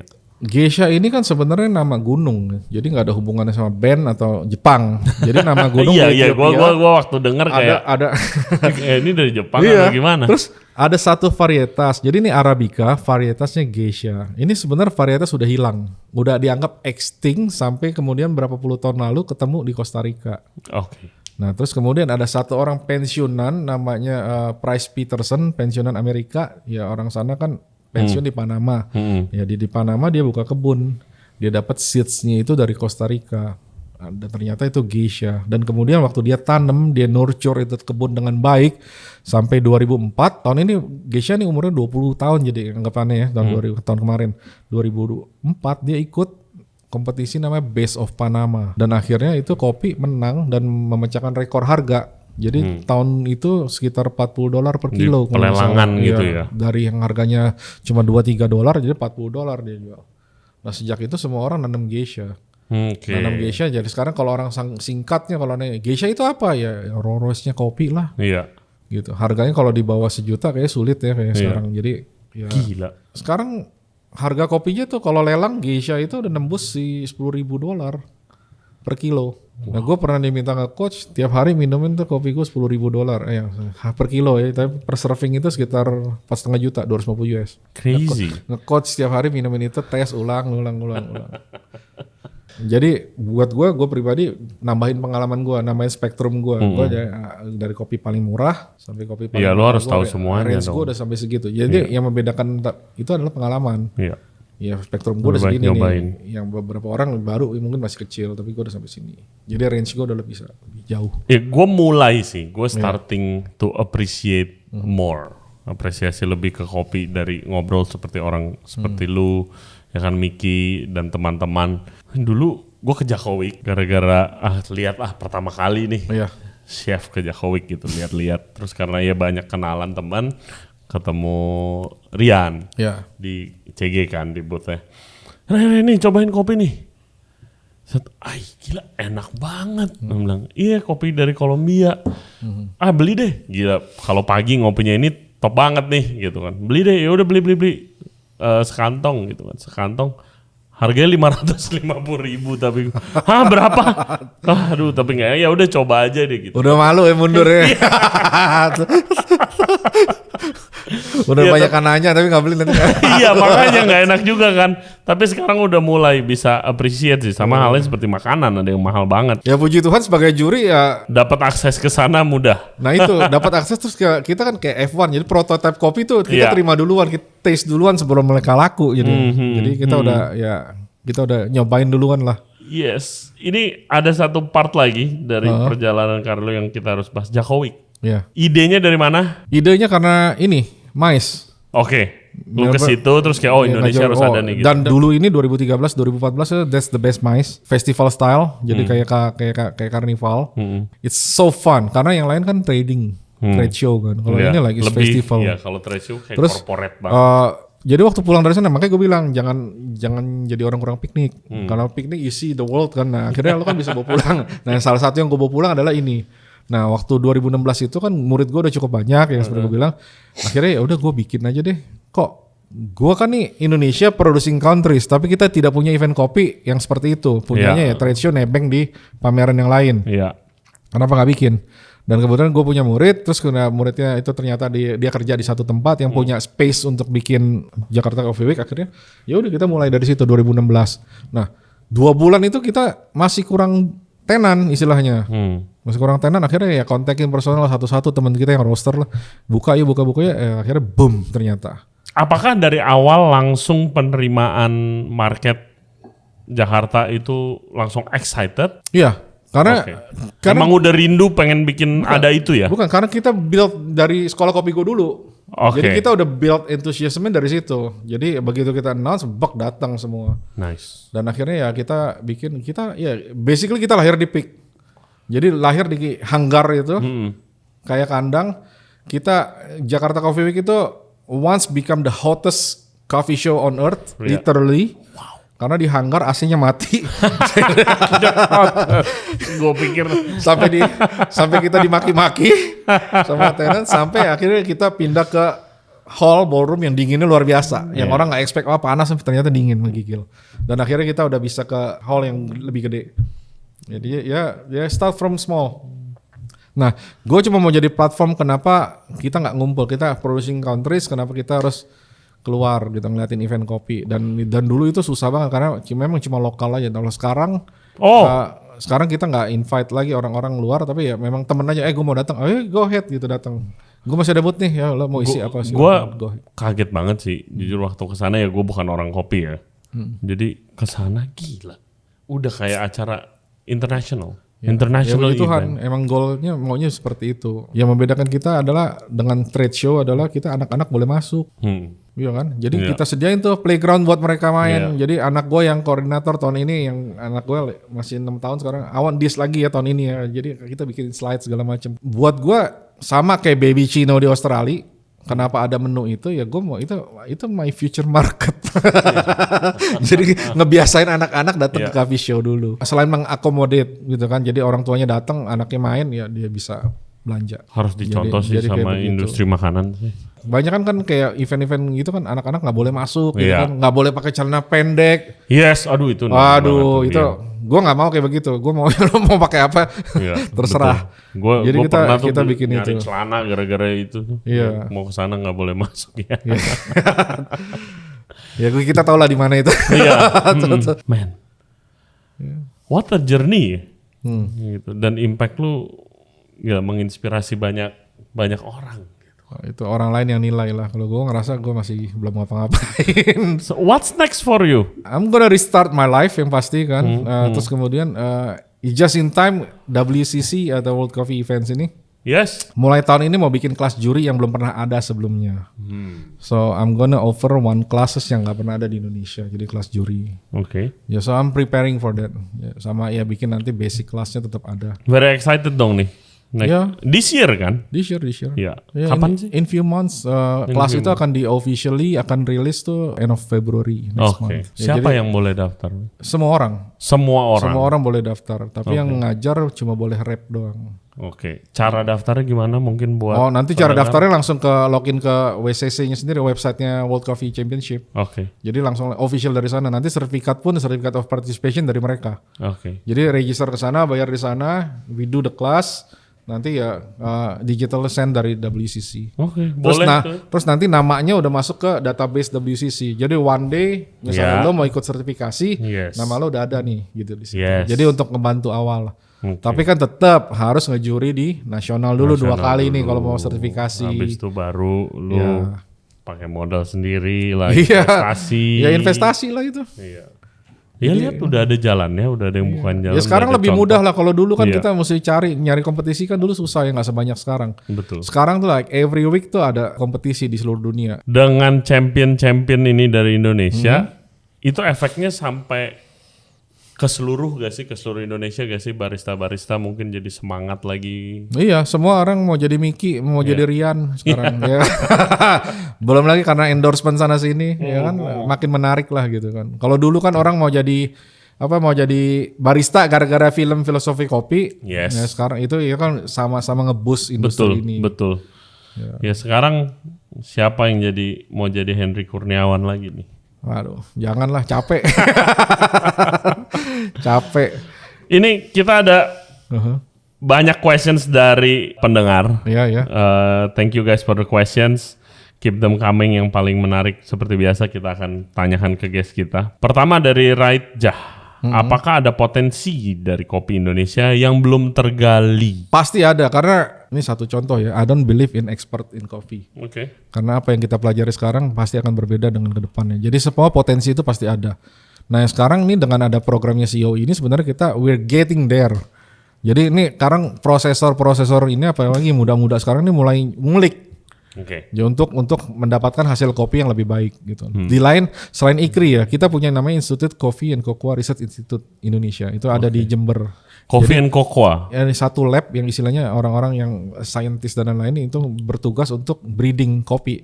Mereka yang rilis ke farm, jadi mereka akan crossbreed segala macam. Kalau misalnya sesuai dengan iklim Indonesia, bisa tahan hama, kualitasnya tinggi, mereka baru rilis ke petani. Itu di situ. Nah, tapi di luar itu kan sekarang banyak prosesor muda nih. Iya.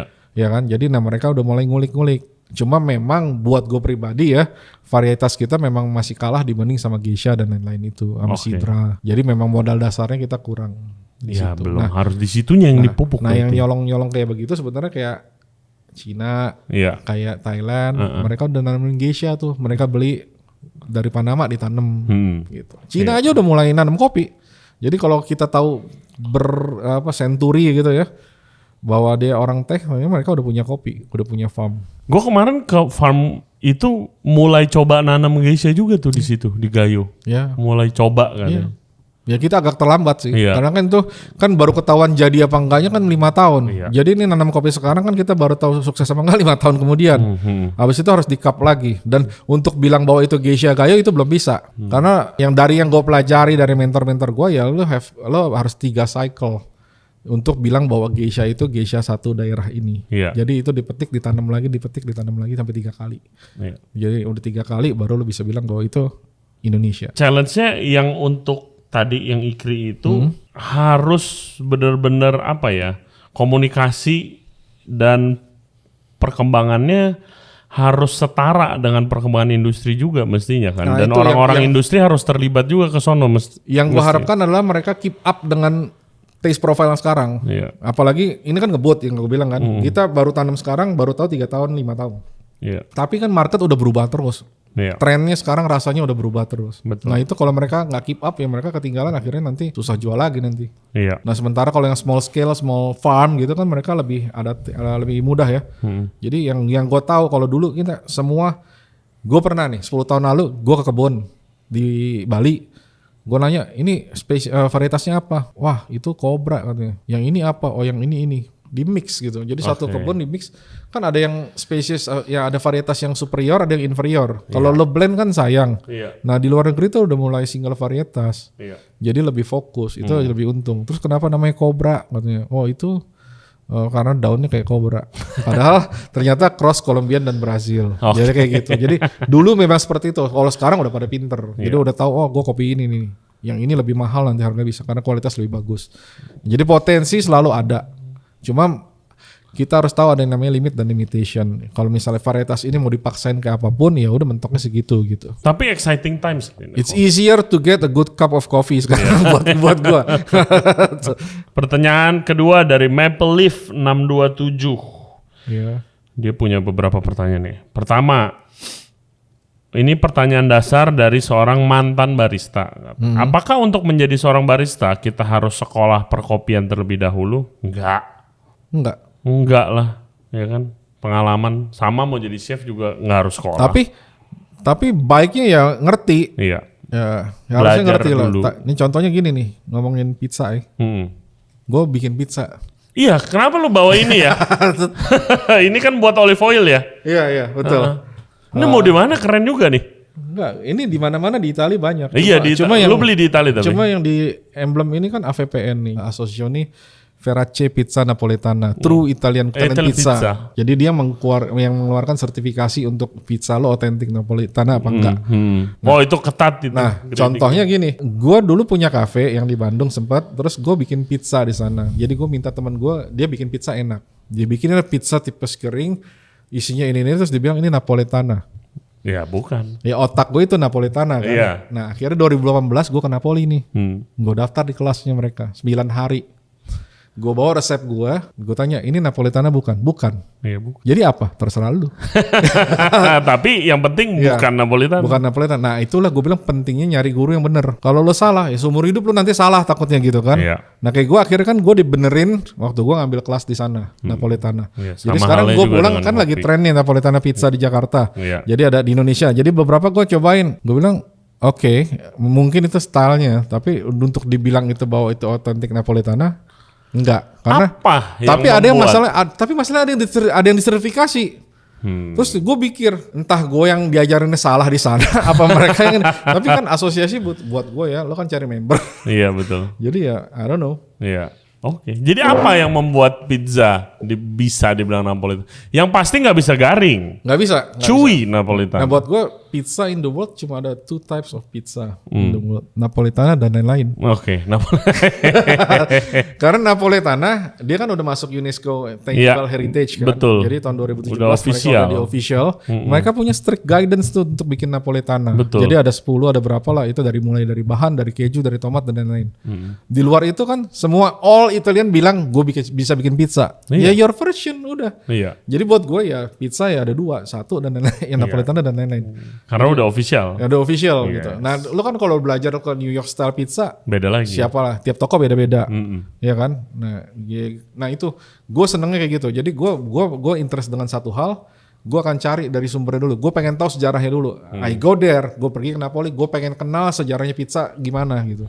Sama kayak di kopi. Nah cita-cita gue sekarang kalau ditanya lo ngapain lagi di kopi, gue cuma pengen ke Ethiopia, gue pengen ke kebun tua yang masih ada pohon tuanya di sana. Itu goal gue satu. Wow, that will be very interesting. Gue bawain tas lu dah kalau lu kesana. Gue pengen kesana. Gue pengen ikut.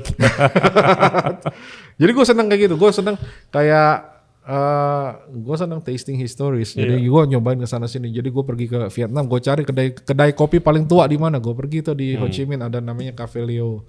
Terus gue pergi di London, gue cari tempat di mana coffee shop pertama berdiri. Ada, cuma plakatnya doang sekarang. Even gue di Turki, gue cari di mana tuh Kivahan yang pertama. Ternyata gue nggak ketemu karena waktunya udah mau pulang kan.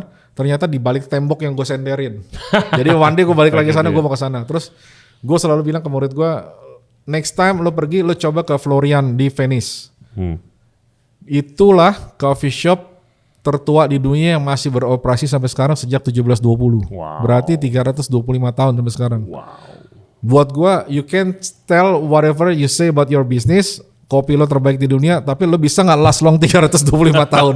Itu pertanyaan gua. Different level. Jadi buat gua, ya lo coba ke sana, lo pilgrimage ke Florian. Florian guys, ke Venice. Di Venice. Jadi ya itu buat gue kayak gitu. Karena waktu itu sebenarnya gue pengen datang ke sana waktu 300 tahun. Jadi gue udah 2 kali ke sana kan. 300 tahun tapi kan COVID nggak bisa. And it's quite unique. In Italy, kalau boleh nyamping sedikit, melebar sedikit ngomong, di Italy kan espresso itu kan price control by the government kan. Oke. Nggak lebih dari 2 euro. Karena tujuannya lah semua orang bisa minum kopi. Yeah. Tapi di Florian itu kopinya bisa mahal. Ya karena mereka udah turis lah. Karena ya udah bisa 4 euro. Karena ada demand-nya. Ada demand-nya. Terus udah gitu kalau lo sitting indoor sama outdoor lo beda harga. Oke. Karena lo waktu outdoor lo dianggapnya dengerin live music. Jadi harus kena extra surcharge 2 euro. Gue bayar waktu itu. Jadi gue bayar waktu itu apa? Jadi buat espresso, buat bruschetta sama buat affogato 60 sekian euro. Oh my god. Ya tapi buat gue experience lah ya. Ya everyone knows lah if you go to Venice tourist trap. Pasti. Tapi ya once in a while perlu lah orang kopi kenalin gitu. Ada potensinya. Ada. Dan juga nggak usah. Nggak perlu sebenarnya. Tapi ya kalau bisa mau, perlu, tapi bukan gua edukasi perlu, sertifikasi yang itu kadang-kadang yang gue bilang lo sertifikasi tergantung kebutuhan. Kalau lo mau jadi trainer, lo mau jadi juri, sertifikasi perlu. Betul. Tapi if you just be barista, lo cek aja banyak juara dunia tuh nggak ada sertifikat barista. Iya. They started from ya apa? Ya mungkin cuci piring. iya, gue dulu sekolah masak di Paris, banyak teman-teman sekelas gue yang emang levelnya udah head chef, tapi dia butuh sertifikasi aja kalau mau. Dia bilang dia mau dapat tawaran kerja posisi tinggi di hotel, perlu sertifikasi baru dia ambil sekolah. Iya memang gitu. Memang. Jadi banyak jalan lah kalau mau masuk industri. Waktu itu gue sempat waktu zaman dulu dipanggil tuh buat sertifikasi profesi. Bukannya gue ini ya gimana. Waktu itu kita ditanyain pendapatnya. Jadi gue mewakili industri kopi. Ada Om Darwis yang mewakili foto. Ada yang mewakili masak. Ada yang mewakili motor, mekanik motor. Ditanya sertifikasi perlu nggak? Ya sekarang yang membuat sertifikasi saya siapa gitu. Iya kan? Kalau secara pribadi kan ya gue ada di level yang udah di orang Indonesia belum pernah ada. Om Darwis kita tahu dia udah fotografer senior. Terus kalau dia harus disertifikasi, yang mensertifikasi siapa? Nah itu dia. Yang dari motor mewakili mekanik motor dia bilang yang menawarkan saya untuk disertifikasi adalah murid yang saya luluskan. Kan lucu. Saya bilang perlu kalau misalnya memang tujuannya mau jadi trainer atau mau jadi juri gitu. Tapi kalau buat untuk daily life, you just need to knowledge. Karena gini, kan tadi gue bilang bahwa kopi ini selalu berubah. Kita tahu cupping score Q grader itu pakai form dari 2004. Tahun 2024 kita SCA sudah memutuskan bahwa cupping formnya akan diganti. Iya dong. Dan yang dari cupping form yang lama ada namanya balance, itu balance antara acidity, flavor, aftertaste dan body. Tiba-tiba itu dianggap komponen masuknya ke overall preference. Jadi apa? Maksudnya buat gue gila, gue capek-capek belajar 20 tahun pakai gini, tiba-tiba diganti nih. Nah, artinya apa? It's always evolving. Jadi makanya gue bilang kalau ada orang bilangnya expert, I have a big question. I'm not expert. I know coffee a thing or two, tapi gue nggak pernah bilang consider bahwa gue expert. Karena udah berubah zaman. Karena gue masih belajar. Even in the world championship, kita mau head judge calibration, kita ada jatuh hari buat head judge calibration, kita dapat seminar small TED Talk gitu dari expert dari SCA, dari researcher. Nah terakhir adalah kita ngomongin tentang sweetness di coffee. Sweetness di coffee itu istilahnya sekarang masih kayak palung Mariana, belum bisa ke explore bener. Jadi ya sementara di coffee ya sweetness ya kita perceive sweetnessnya aja bahwa oh ini ada taste note manis udah. Gua mempertanyakan orang expertise orang bahwa gue expert. No. Semua orang masing-masing hulu ke hilir terlalu banyak. Ada yang jago di hilir, ada yang jago di hulu. Ada yang jago in between. Jadi nggak ada yang bisa semuanya lah buat gue. Exactly. Even as a judge ya, we don't know everything. Kita nggak tahu semuanya. Kita juga banyak belajar dari stats begini. Ya kan pembuktiannya bener nggak? Oh ternyata bener ya teorinya dia. Dan terbukti dari mana? Dari scoresnya. Itu yang kita bisa tahu dari situ. Iya, lu ngomong gitu, gue keinget waktu ngobrol sama Taufan di sini. Dia bilang kayak gue tuh ikut kompetisi karena gue mau buktiin cara gue sendiri nih yang sering dibilang salah. Nah, bener. Juara. Ya iya. Jadi makanya, siapa yang benar? Nah makanya kan. Nah. Jadi ya tapi memang begitulah kenyataannya gitu. Ada beberapa yang kayak ini secara teori nggak masuk akal, tapi kenyataannya dia menang based on score sheet ya dia menang. Tapi kita nggak bisa bilang bahwa score sheet kita itu udah fix pasti bener.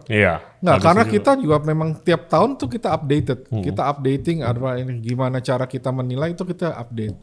Gitu. Ini yang membuat industri ini seru banget karena it's very dynamic, evolve terus. We're growing gitu ya. Kita evolve gitu. Kita nggak bilang kita fix kartu mati memang begini, enggak. Lanjut pertanyaan, kalau begitu sekarang di manakah kita bisa mendapat akses sekolah perbaristaan kalau mau? You're starting a new one. Ya, I'm starting a new one. Kalau mau tunggu ya tunggu. Tapi kalau nggak masih banyak kok, banyak. Tinggal cari aja hashtag kelas kopi, sekolah kopi banyak. Kapan kira-kira your new project itu akan mulai? Ya, kalau yang kelas juri ya pasti kita targetnya gue Maret udah mulai. Udah mulai. Cuma untuk yang basic kan I don't have the facility anymore kan. Ya, jadi paling ya keliling-keliling kalau mau adu private sometimes. Soon nanti. Tapi nggak official certified by any association. It's just like gue sharing apa yang gue pikir gue tahu tentang kopi. Itu semua rangkuman gue.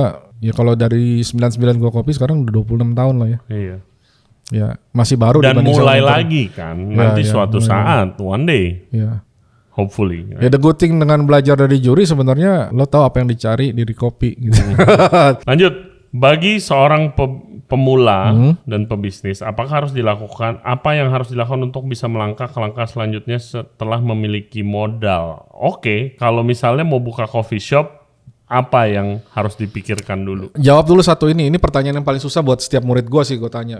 Lo ngerti kopi? Ya Miki juga lebih jago juara dunia gitu kan. Ya tapi kasih gue alasan kenapa gue harus datang ke coffee shop lo. Itu aja sih. Kalau lo bisa jawab itu ya lo tahu apa yang harus lakukan. Kalau nggak ya susah. You go to Starbucks karena lo that's the brand dan third place kan. Anyway buat gue we have to thank Starbucks. Dia yang membangun culture ngopi di kafe. Mereka yang build itu semua. Terus kemudian banyak orang yang ngerasa I can do better. Ya akhirnya kan lo buka bisnis kan. Akhirnya industri growing ya thanks to them gitu. Cuma my question adalah can you make better money than them? Pertanyaan lanjutan nih dari Aldrian_K. Kalau nggak ngerjain kopi, ada cita-cita lain nggak? I want to do pizza. Pizza ya? Kemarin ya udah sampai ke sana, ke Napoli berarti? Iya, Napoli. Oh my god. Gue belajar juga yang Fiorentina style. Oke, apa bedanya? Ya tipis kering ternyata yang selama ini gue bikin lebih tipis kering itu Fiorentina style. Pas ngejuri di Chicago, gue belajar deep dish tuh. I go to the source di mana pertama kali ke pizza. Why pizza? I don't know. You like? Gara-gara espresso mungkin gue Italiano ya gue pasangan kan kopi apalagi kan. Ya udah kecantol di situ. Sama gelato, cuma gelato udah banyak juga lah. Nah ya itu paling pizza. Tapi gue sebenarnya mengidolakan satu orang dari Thailand sih. Gue sempat bikin post one day gue mau seperti dia. Siapa? Temen gue. Jadi dia punya dulu distributor alat-alat kopi di Thailand gede. Cuma sekarang dia udah pensiun dini istilahnya. Kayak gue. Jadi setiap gue ke coffee show event mana, cafe event mana, ketemu dia. Okay. Cuma masalah kan gue kerja capek kan nyari duit, dia nggak jalan-jalan ketemu temen ngobrol. That's my goal. Gue pengen pergi ya cuma buat enjoy. Say hi sana sini aja udah ya. Okay. Itu kayak life goal gue gitu. Sambil ya I do ya makan pizza dan burgers. So my next trip adalah belajar burger yang benar. Sama brisket. Oh ya itu juga. Itu sempat ngetren waktu pandemi, semua orang punya waktu. Bikin, ya. Tapi ya memang gue pengen bikin karena April kan gue Houston, so udah lagi mau sign up Texas brisket style. Cari iseng lah. Lu harus itu yang apa barbecue trail. Yang kemana kan ada. Gue mau ke ini ke sebelah kota kan apa beda-beda style tipis-tipis. Iya, gue mau ke Snow Barbecue Tutsi yang itu 2 jam dari kotanya, tapi ya gue lagi mau cari sewaan mobil sih. Iya. Wah, man. Sama harus kesini sih kalau udah ceritain pengalamannya. Sama another goalnya adalah ya itu sih gue mau ke kuburannya ini Colonel Sanders. Mau nyekar gue ke Chicago udah nyekar ke Al Capone. Jadi gue nyobain brownies pertama di Chicago kan. Brownies itu aslinya dari Chicago, tapi ternyata setelah gue makan I don't really like it. It's very moist. Jadi kalau yang sekarang kan crunchy gitu. Emang seru sih. Gue juga suka apa? Gue suka kayak begitu-gitu. Gitu. Very interesting. Bagaimana caranya ini dari Pop Rika 1 L4 Lantro ya cilantro. Okay. Bagaimana caranya minum kopi tapi nggak bikin HB rendah? Emang kopi bisa bikin HB rendah? Nggak. Kalau kopi gini, sebenarnya kita banyak dengar bahwa kopi itu punya health benefit kan? Iya. Tapi itu ada terms and conditionnya. Yang pasti kalau mau dapat semua benefit itu, ya minum kopinya aja, nggak pakai bahan yang lain nih, ya kan? Apalagi gula, itu udah pasti harus dihindarin. Kedua, sebenarnya kopi ada efek sampingnya. Suka dengar kan berdebar-berdebar gitu. Kan? Itu karena kenapa? Apakah jantung dipacu lebih kencang kerjanya? Enggak sebenarnya. Jadi sebenarnya ada satu zat di dalam kafein yang gue belajar ya waktu itu dengerin profesornya Ili itu lagi seminar. Jadi ini kayak selang pohon. Kalau lo nyirem pohon kan, begitu lo pencet ujungnya kan, jadi lebih kencang kan pressure-nya kan. Nah that's exactly yang dilakukan. Jadi waktu vein lo itu diciutin. Jadi karena veinnya lebih kecil, jadi mau nggak mau lo ngerasanya lebih berdebar. Gitu. Nah bahayanya adalah kalau lo punya kolesterol, kalau mampet jadinya. Nah, itu yang gue bilang ya makanya pakai decaf nanti. Yes. Jadi jangan dihujat gitu. Jadi kalau mau aman sebenarnya lo makan jangan kosong perut gitu aja. Iya belum lambung juga kan ada yang bilang lambung. Jadi, kayak istri gue tuh nggak bisa kopi karena itu tuh langsung sakit perut tuh. It's acidic. Jadi ya isi aja dulu perutnya, paling nggak pisang. Ya, gue ngejudge makanya pisang. Oh kita punya neutral food. Jadi kita ada pisang, kita ada crackers dan lain-lain. Kita punya neutral food di stage di ruang juri. You're amazing. Thank you for being here. Gua belajar banyak banget. Semoga sukses ke depannya. Amin. Nanti kalau pulang dari barbecue please let me know. Ya. Hopefully ya. lihat juga biayanya berapa. Oh iya itu dia. Kursusnya mahal. Semoga sukses ke depannya. Thank you. Oke, guys. Terima kasih banyak buat yang udah nonton dan yang udah dengerin podcast kita nih sama Hendra Kurniawan. Instagramnya di mana kalau mau follow, mau diskusi? The Fat Uncle. The Fat Uncle. Paman Gembul, cuma Fat PHAT ya, PHAT. Fat Uncle nanti deskripsinya. Dulunya Kuli Kopi. Cuma katanya namanya adalah doa aja saat top bingkai. Jadi mau jadi Fat Uncle sekarang. Paman Gembul. Makan aja sekarang. Oke, jangan lupa subscribe di Regency Radio Podcast di YouTube, Spotify, dan all other podcast platform. Juga follow kita di Instagram di Regency Radio dan juga di TikTok. Oke guys, we'll see you next time. Bye-bye.